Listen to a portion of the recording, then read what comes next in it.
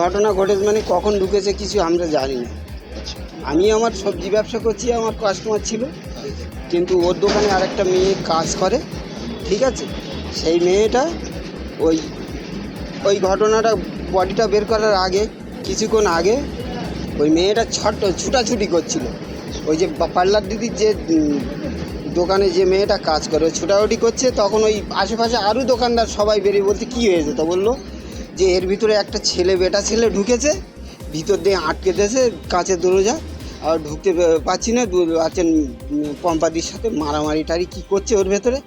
তখন সবাই দূরে দাঁড়িয়ে আছে, কেউ আর ভিতরে যাওয়ার সাহস পাচ্ছে না। বলছে ওর স্বামী ও ছেলে বাড়িতে খবর দে কী হয়েছে। তখন ওই মেয়েটা ওর স্বামী এবং হচ্ছে ইয়েকে ওর ছেলের ফোন করলে ওরা তখন ছুটে এসে তখন ওরা ওর ভেতরে ওই কাঁচের দরজা ঠেলে ওর মেয়েটার স্বামী এবং ও নিজের ছেলে, বড় ছেলে, দুজনে ঠেলে ঢুকে আর ওই বললো বলে ওরা দুজনই কেঁদে পড়েছে। বলতে দেখ সেই পম্পা আর মেয়েটার মোটামুটি স্বামী বলছে পম্পা আর বাঁচবে না বলে ছেলেটাকে এইভাবে টেনে বের করলো।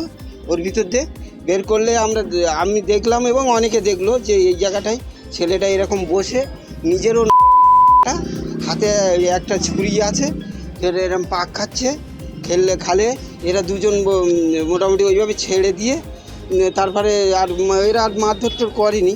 ও বললো যে তখন ওই খোকনটা যে মেয়েটার স্বামী ও তখন বলছে কি পম্পা আর বাঁচবে না, তার মানে নিজের বউয়ের কথা বলছে যে পম্পা আর বাঁচবে না। এই বলে তখন বললো কোথায় গাড়ি আছে, যাচ্ছে অ্যাম্বুলেন্সে, হসপিটালে নিয়ে যায়, সরকারি হসপিটালে নিয়ে যায়। এইসব বলতে কিছুক্ষণের পরে একটা টোটো এই রাস্তা দিয়ে যাচ্ছিলো, তখন মেয়েটারও ভাইটাই আবার সবাই এসে যাওয়ার পরে তারপরে মেয়েটাকে ছেলেটা তো বাইরে বের করলে ছেলেটা তো একটু নলি নিজে এরকম পাক খাচ্ছিল, রক্ত পিনকি দিয়ে বেরোচ্ছে।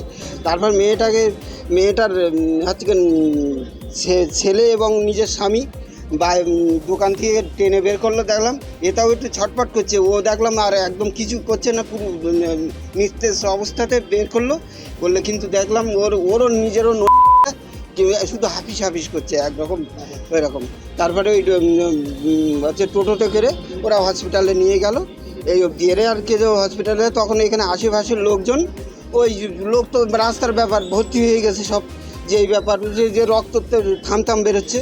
তখনই ওই পুলিশ খবর দিলে গাড়ি এলো, এসে ছেলেটা এরকম করতে রক্তক্ষরণ হতে কিছুক্ষণ ওখানে শুয়ে পড়ার পরে দেখলাম, আমরা তো সবাই দেখলো কম বেশি, যে ছেলেটা আস্তে আস্তে নিস্তেজ হয়ে গেল রক্ত পরীক্ষা হতে।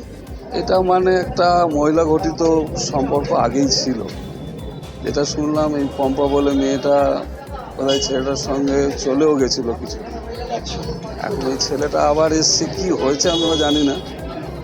ছেলেটা প্রথমে মেয়েটাকে ভেতরে কুট্টুর চালিয়েছে, তার নাকি খুব খারাপ অবস্থা, বাঁচবে কিনা জানি না। তারপরে ও বাইরে বেরিয়ে নিজেই সুইসাইড করেছে, কুট দিয়ে নিজের গলাটাকে কেটে নিয়েছে। ছেলেটার বাড়ি তো কাশ্মীর বলছিলেন আপনারা, মহিলা তার বাড়ি তো ওই পাশে, এই এলাকায় বাড়ি, এই এলাকায়।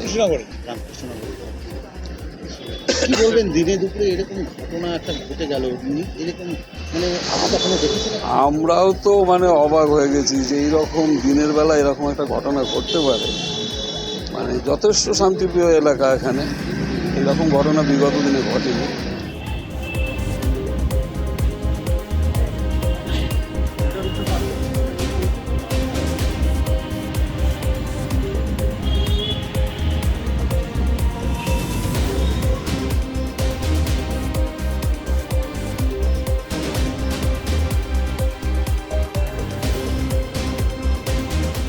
আমাদের ভিডিও ভালো লাগলে লাইক এবং শেয়ার করুন।